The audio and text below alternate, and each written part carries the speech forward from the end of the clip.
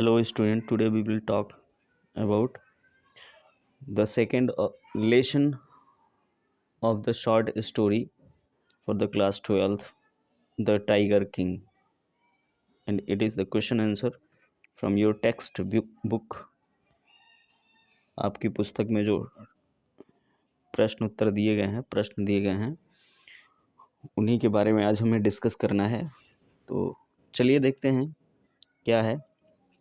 तो दूसरा लेसन है सप्लीमेंट्री रीडर का, शॉर्ट स्टोरी का, जो है द टाइगर किंग।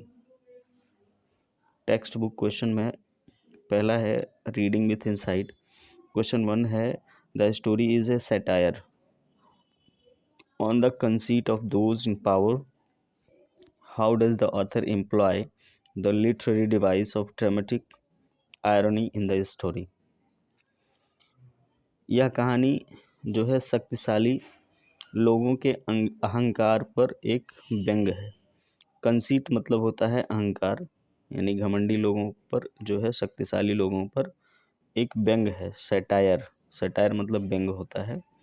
तो शक्तिशाली लोगों पर एक जो है यह व्यंग है, या शक्तिशाली लोगों के अहंकार पर व्यंग है। How does the author employ the literary device of dramatic irony in the story. लेखक ने इस कहानी में नाटकीय विडंबना की साहित्यिक शैली का प्रयोग कैसे किया है।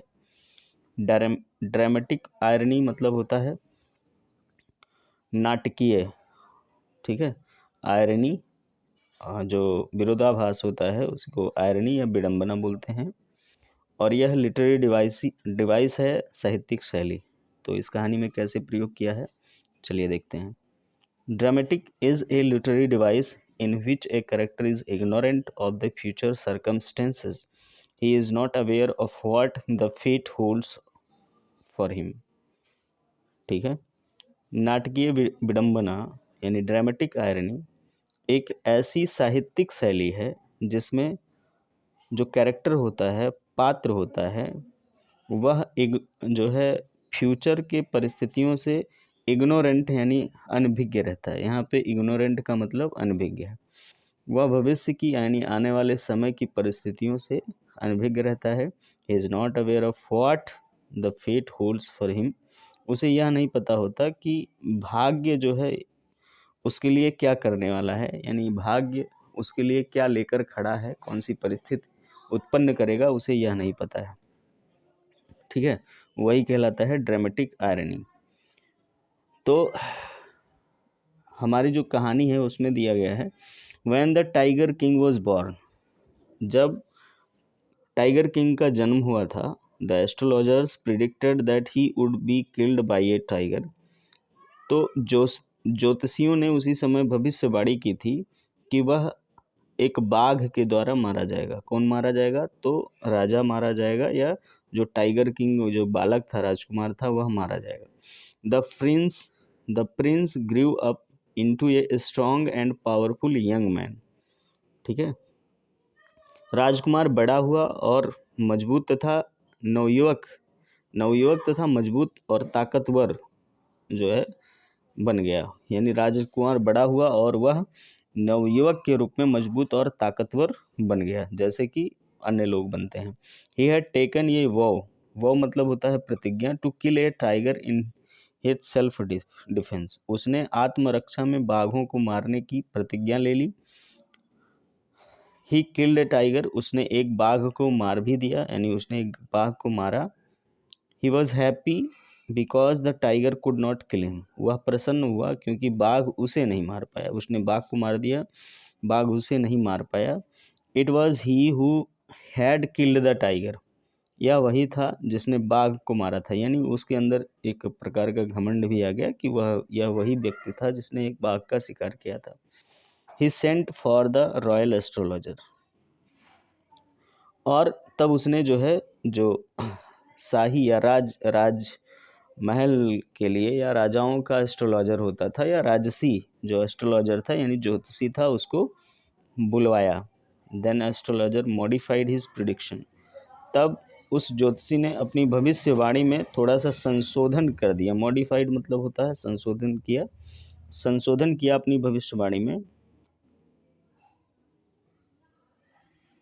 He said that the king could kill 99 tigers like that, but he should be wary of the 100th tiger.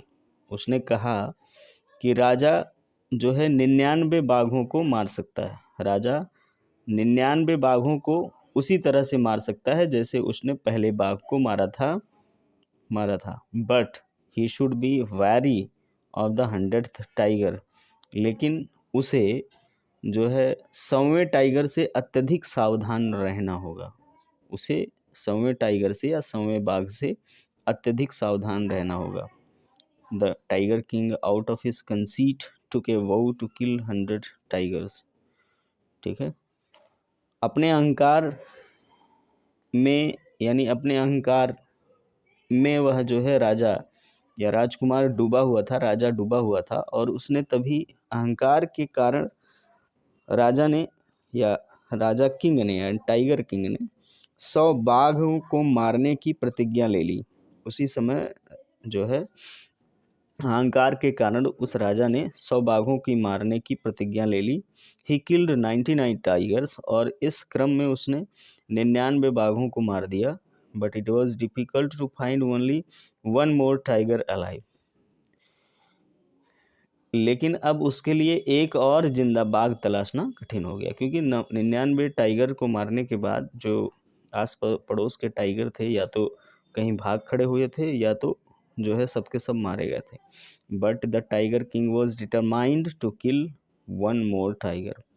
लेकिन जो है टाइगर किंग एक और बाघ मारने के लिए दृढ़ संकल्प ले चुका था।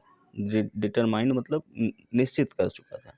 He could not live in peace till he had killed the 100th tiger. वह शांति में नहीं रह सकता था, यानी वह जो है शांति पूर्वक नहीं रह सकता था जब तक कि वह 100वें बाघ को मार न दे। The Diwan had an old tiger. The Diwan had an old tiger. दीवान के पास एक बूढ़ा बाघ था। He left the old and weak tiger in the forest where the king was camping. उसने बूढ़े व कमजोर बाघ को उस जंगल में छोड़ दिया जहां राजा ने अपना कैंप यानी डेरा जमाया हुआ था। जहां राजा डेरा जमाया हुआ था, वहां उस स्थान पर दीवान ने उस बूढ़े टाइगर को यानी बूढ़े बाघ को ले जाकर छोड़ दिया। Next day the king found the tiger shot at it. अगले दिन जो है राजा को वह बूढ़ा बाघ मिला और राजा ने इस पर गोली चला दी,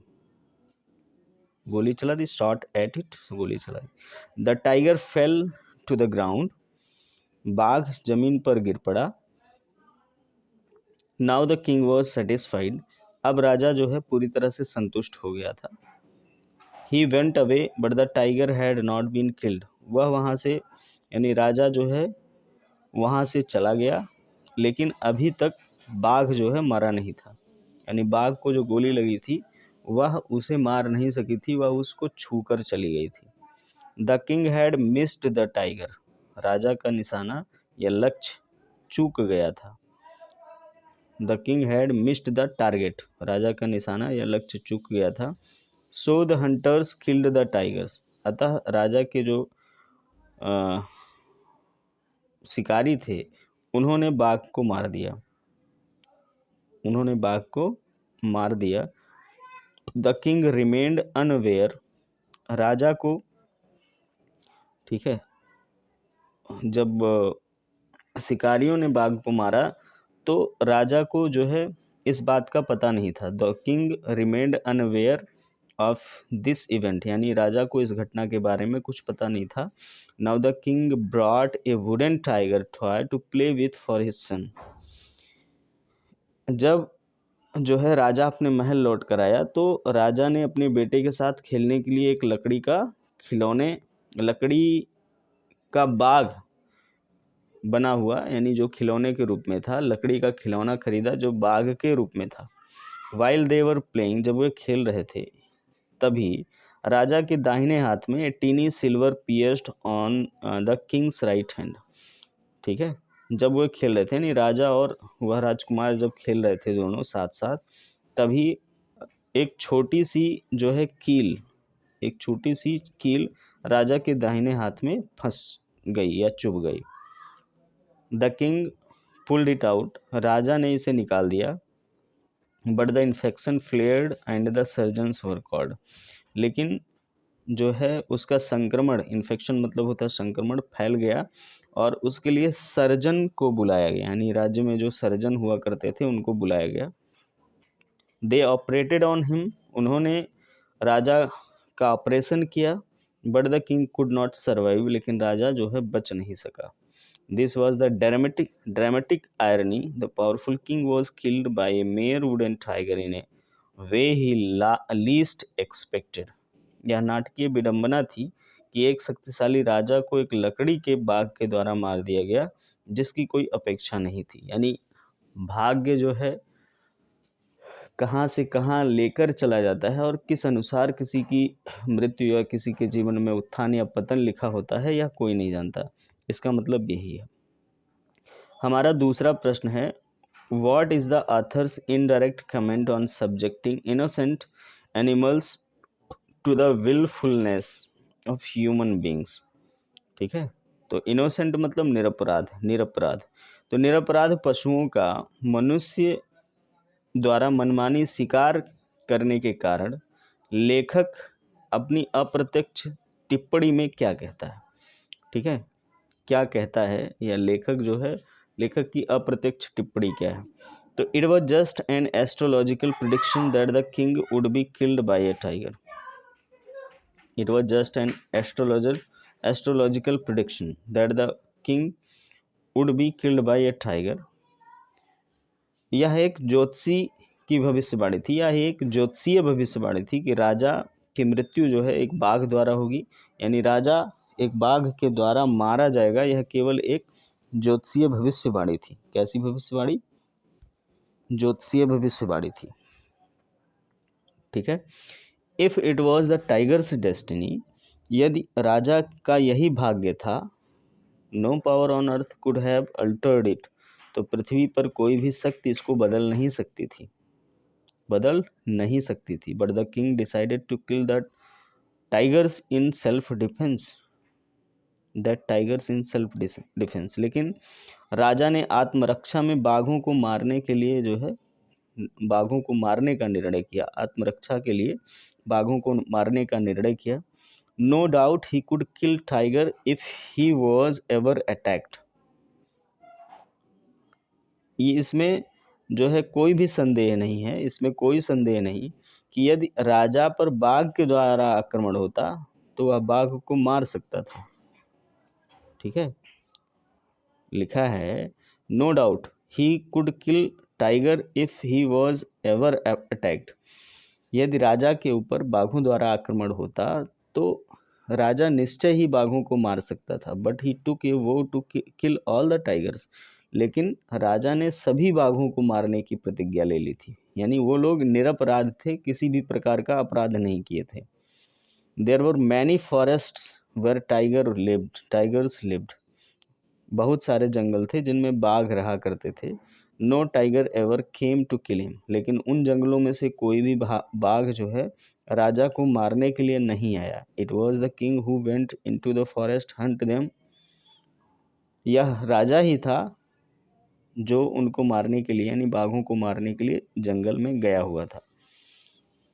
he killed all the tigers but he had taken a vow to kill 100 tigers, उसने जंगल के सारे बाघों को मार दिया, लेकिन उसने प्रतिज्ञा कर रखी थी कि वह जो है सारे, यानी जंगल के 100 बाघों को मारेगा, यानी उसने 100 बाघों को मारने का प्रण उठाया था।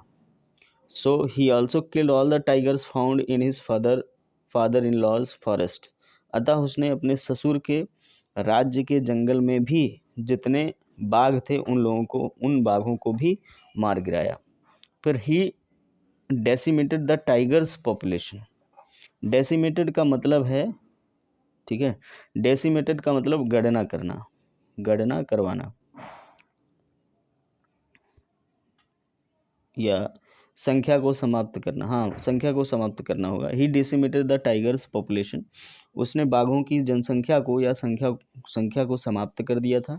The poor animals were not threat, the poor animals were not threat, यानी जो बेचारे जानवर थे वे कोई खतरा नहीं थे, बेचारे जानवर किसी के लिए कोई खतरा नहीं थे। The author also talks of an English officer who took great pride in getting himself photographed with a gun in hand by the side of a dead tiger। लेखक ने जो है एक अंग्रेज अफसर की भी बात की है, यानी लेखक ने एक अंग्रेज अफसर की भी बात की है जो मरे हुए बाघ के साथ अपने हाथ में बंदूक लिए फोटो खिंचवाने में अपना गर्व महसूस करता था। ठीक है, यानी लेखक ने लिखा है the author also talks of an English officer, एक अंग्रेज अधिकारी की भी बात करता है who took great pride in getting himself photographed with a gun in hand by the side of a dead tiger, एक मरे हुए बाघ के समक्ष या सामने या के साथ खड़े होकर अपने हाथ में बंदूक लेकर फोटो खिंचवाने में भी गौरवान्वित महसूस करता था, ऐसा जो है लेखक ने बताया भी है। Man kills poor wild beasts ruthlessly just to satisfy his ego, मानव अपने अहंकार की संतुष्टि के लिए, यहाँ पे ईगो मतलब अहंकार, ठीक है, मानव अपने अहंकार की संतुष्टि के लिए निर्दयता पूर्वक जंगली जानवरों का वध कर देता है। रूथलेसली निर्दयता पूर्वक, बीस्ट्स मतलब जंगली जानवर, उन बेचारे जंगली जानवरों का वध कर देता है। But he is unaware of the harm he does to the ecology of which he is also a part, लेकिन वह उस नुकसान से अनभिज्ञ है जो पर्यावरण को नुकसान पहुंचता है, जिसका वह स्वयं ही एक भाग है, यानी हर एक मनुष्य जो है पर्यावरण का एक भाग होता है। इस बात को हमें जो है समझना चाहिए, ध्यान में रखना चाहिए। अगला है can you relate instances of game hunting among the rich and the powerful in present times that illustrate callousness of human beings towards wildlife. क्या आप धनी व शक्तिशाली लोगों द्वारा जंगली पशुओं के शिकार का अपने समय से उदाहरण देकर मनुष्यों की वन्य पशुओं के प्रति क्रूरता का वर्णन कर सकते हैं। इलस्ट्रेट मतलब वर्णन करना, कॉलसनेस जिससे इसकी मीनिंग मैंने लिख दी है क्रूरता। तो क्या आप ऐसी घटनाओं का वर्णन कर सकते हैं जो जंगली पशुओं के शिकार का खेल हो, जिसे शक्तिशाली लोग खेलते हो। कौन खेलता हो? शक्तिशाली यानी मैन इन पावर, जो शक्तिशाली का मतलब हो गया जो जिसके पास साधन संपन्न चीज़ें हों, ऐसे लोगों के बारे में। Game hunting is going on despite the depletion of forests and wild life. वन्य जीवन और जंगलों में कमी के बावजूद जंगली जानवरों का शिकार जारी है। ठीक है, वन्य जीवन और जंगलों में डिप्लीशन यानी कमी है किसकी? वाइल्ड लाइफ की, यानी जंगली जानवरों की। The tiger king killed 100 tigers, tiger king ने 100 बाघों को मार दिया। But he was not alone, लेकिन वह एक अकेला शासक नहीं था जिसने बाघों को मारा था। The rich, the powerful, the British officers and the maharaja, धनी, शक्तिशाली ब्रिटिश अधिकारी व maharaja pursued it as a sport, इस प्रकार के कार्य को एक खेल के तौर पर करते हैं, यानी शिकार जो है खेल के तौर पर करते हैं। In our times there are poachers, ठीक है, हमारे समय में भी शिकारी हैं। पोचर्स मतलब शिकारी, हमारे समय में भी शिकारी हैं। Elephants are killed for their tusks, tusk मतलब होता है दांत, हाथी के जो दांत बाहर निकले होते हैं उनको टस्क्स कहा जाता है। तो elephants are killed for their tusks, हाथियाँ या हाथी अपने हाथियों को उनके दांतों के लिए मारा जाता है। The rich value the horn of rhino, और धनी लोग जो है गेंडे का शिकार सींग के महत्व को के लिए करते हैं। The rhinos are killed for their horn, और इस तरह से जो है सींगों के लिए गैंडों को मार दिया जाता है, यानी गैंडों को उनके सींग के लिए मार दिया जाता है। Sometimes the poor animals is trapped in agony for days before it dies, कभी कभी बेचारे जानवर को कई दिनों तक जाल में फंसा लिया जाता है, यानी कई दिनों तक कष्ट में रखा जाता है जाल में फंसाकर, जब तक कि वे मृत्यु को प्राप्त नहीं हो जाते, यानी मरने के पहले उन्हें बड़ी कष्ट होती है, बड़ी पीड़ा होती है, बड़ा कष्ट होता है। The tigers are killed for their skins and their bones, ठीक है। बाघों को उनकी खाल व हड्डियों के लिए मार दिया जाता है। इट इज़ बिलीव्ड, ऐसा माना जाता है, their bones have medicinal value, कि जो उनकी हड्डियां हैं उनमें उनसे दवाइयाँ बनती हैं, ऐसा माना जाता है कि उनकी हड्डियों से दवाइयाँ बनती हैं। The Arabian emirs want to hunt the Indian bustard for the thrill of it, जो अरबियन अमीर लोग हैं वो भारतीय सारस, यहाँ पे बस्टर्ड लिखा है, बस्टर्ड मतलब पक्षी होता है, और thrill for the thrill, thrill मतलब आनंद लेने के लिए। तो जो अरेबियन अमीर लोग हैं वो भारतीय सारस जैसे पक्षी को अपने आनंद के लिए मार देते हैं। Every day we hear of deaths of lions and animals caused by poisoning, रोज़ाना हम जहर देकर दूसरे शेरों या दूसरे जानवरों को, यानी जहर देकर शेरों या दूसरे जानवरों को मारे जाने के बारे में समाचार द्वारा सुनते हैं। The people who kill animals are poor and ignorant, वे लोग जो जानवरों को मारते हैं गरीब व अज्ञानी होते हैं। गरीब मतलब मन से गरीब होते हैं, उनको जो है जीवन का महत्व नहीं पता है। इग्नोरेंट अज्ञानी। They act only as tools in the hands of the rich and powerful, ठीक है, वे धनी और ताकतवर लोगों के हाथ का खिलौना होते हैं। Who have the animals killed for the satisfaction of their ego और प्लेजर, जो अपने अहंकार व आनंद की संतुष्टि के लिए जानवरों को मार देते हैं, ठीक है। हाथ की कठपुतली कहेंगे जो गरीब लोग यहाँ पे हैं, केवल धन से ही नहीं, जो है मन से भी गरीब होते हैं ये लोग। फिर अगला हमारा एडिशनल क्वेश्चन है, नहीं, अगला हमारा क्वेश्चन है क्वेश्चन नंबर 4, ठीक है। वी नीड ए, इम्पॉर्टेंट है, इसको जो है आप ध्यान से सुने और अवश्य ही इसे नोट करके समझने का प्रयास करें। We need a new system for the age of ecology, a system which is embedded in the care of all people and also in the care of the earth and all life upon it. Discuss, ठीक है। तो ecology मतलब पारिस्थितिकी होता है, तो पारिस्थितिकी के इस युग में हमें एक नई प्रणाली की आवश्यकता है। A system which is embedded in the care of all people, एक ऐसी प्रणाली जो सभी लोगों की और इस धरती व इस पर रहने वाले सभी प्राणियों के भलाई पर आधारित हो। And also in the care of the earth and all life upon it, यानी हमें एक वर्तमान में एक ऐसे पारिस्थितिकी तंत्र की आवश्यकता है जो मनुष्यों के साथ साथ इस धरती पर रहने वाले सभी जीव जंतुओं के लिए आवश्यक हो, ठीक है। The earth is a rare wonderful, answer है the earth is a rare wonderful planet. तो रेयर मतलब होता है बिरला, यानी बिरला मतलब बिरल होता है, जो बड़ी आसानी से ना मिले उसे ही रेयर कहते हैं, ठीक है। तो the earth is a rare and wonderful planet, पृथ्वी एक अद्भुत व बिरला ग्रह है।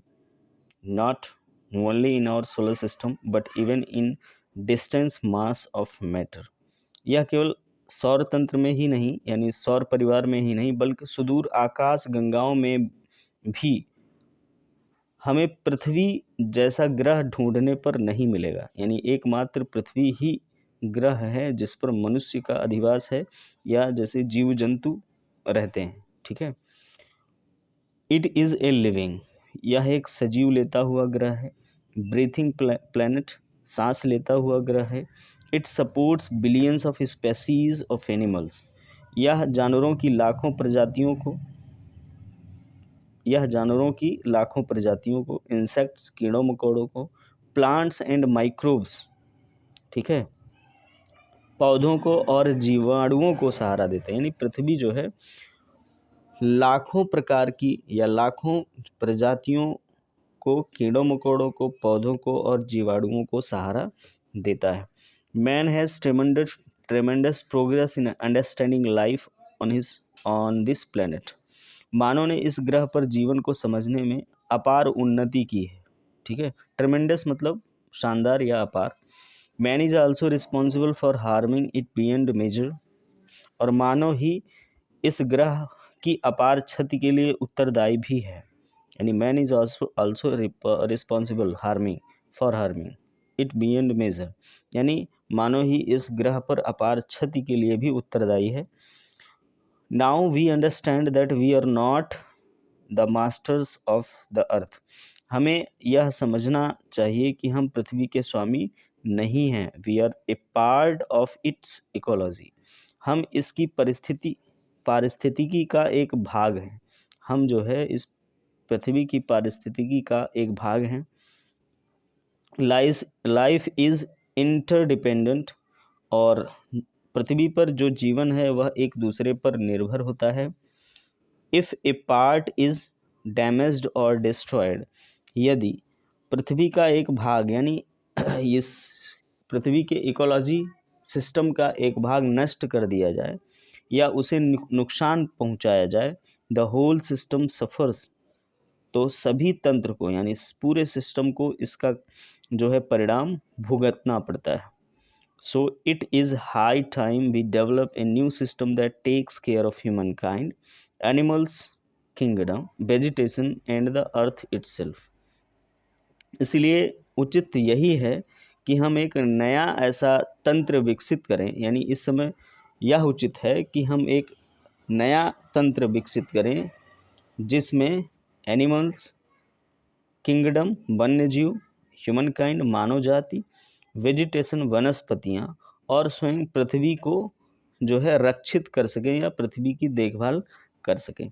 तो आई होप ये जो है क्वेश्चन के आंसर्स समझ में आ रहे होंगे और आप समझने का प्रयास करें, ठीक है। इसके बाद हम चलते हैं एडिशनल क्वेश्चंस पे। हमारा ये जो एडिशनल क्वेश्चन है ये शॉर्ट आंसर टाइप क्वेश्चन है, और इसमें जो है लेसन्स के बारे में बात होगी। What miracle happened when the tiger king was just an infant. जब टाइगर किंग एक शिशु बालक था तब उस समय क्या चमत्कार हुआ। तो at the tiger king's birth, tiger king की मृत्यु के टाइगर किंग की जन्म के समय royal astrologers predicted that only he would have one day, sorry यहाँ पे ओनली लिखा है, यहाँ पे जो है वन डे होगा, यहाँ पे वन डे होगा।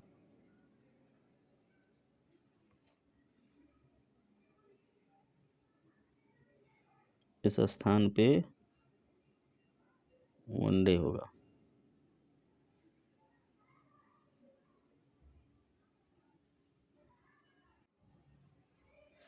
तो at the tiger king's birth, यानी टाइगर किंग के बर्थ के समय, जन्म के समय, royal astrologers predicted that one day he would have to die.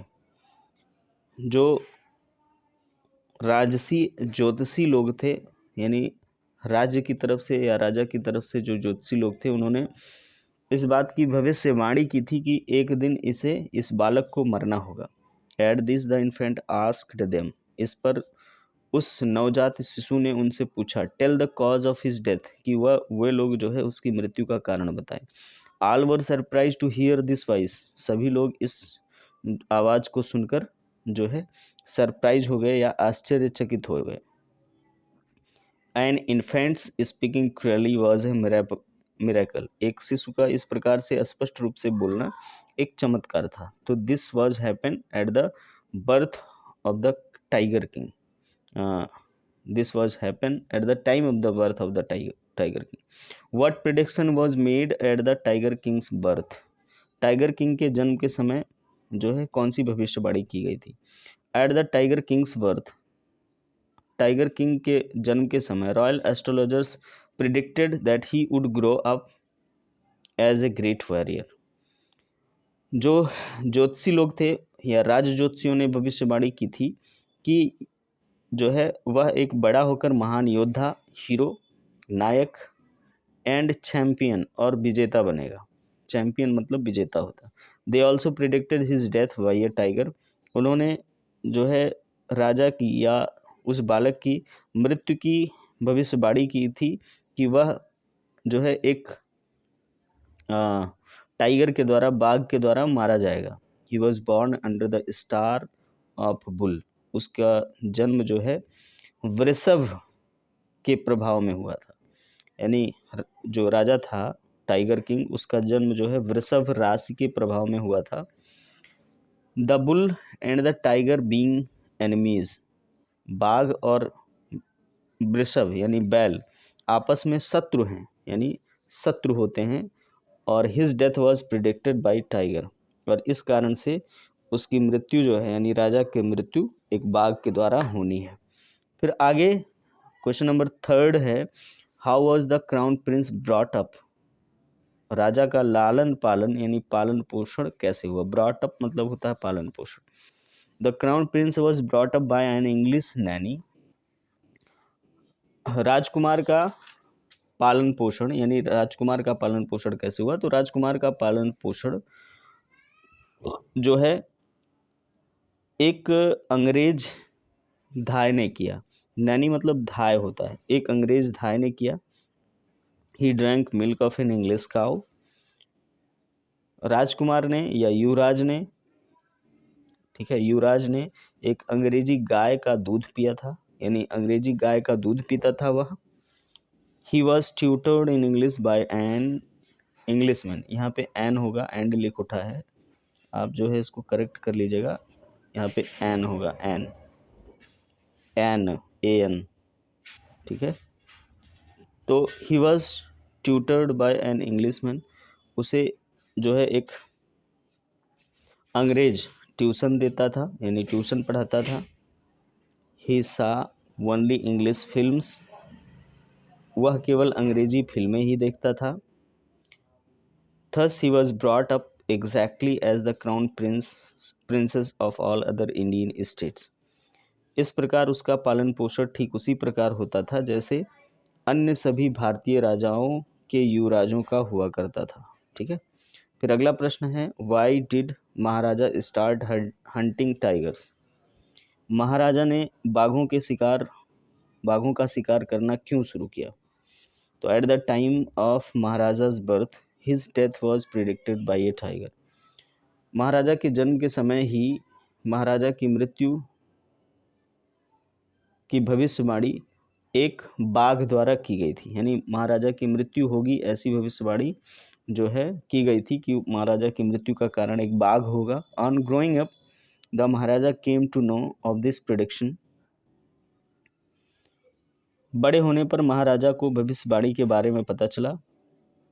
On knowing this he decided to kill tigers to defend himself, he started hunting tigers, यह जानकर उसने आत्मरक्षा के लिए बाघों को मारने का निश्चय किया और ही स्टार्टेड हंटिंग टाइगर्स, और उसने बाघों का शिकार करना शुरू कर दिया।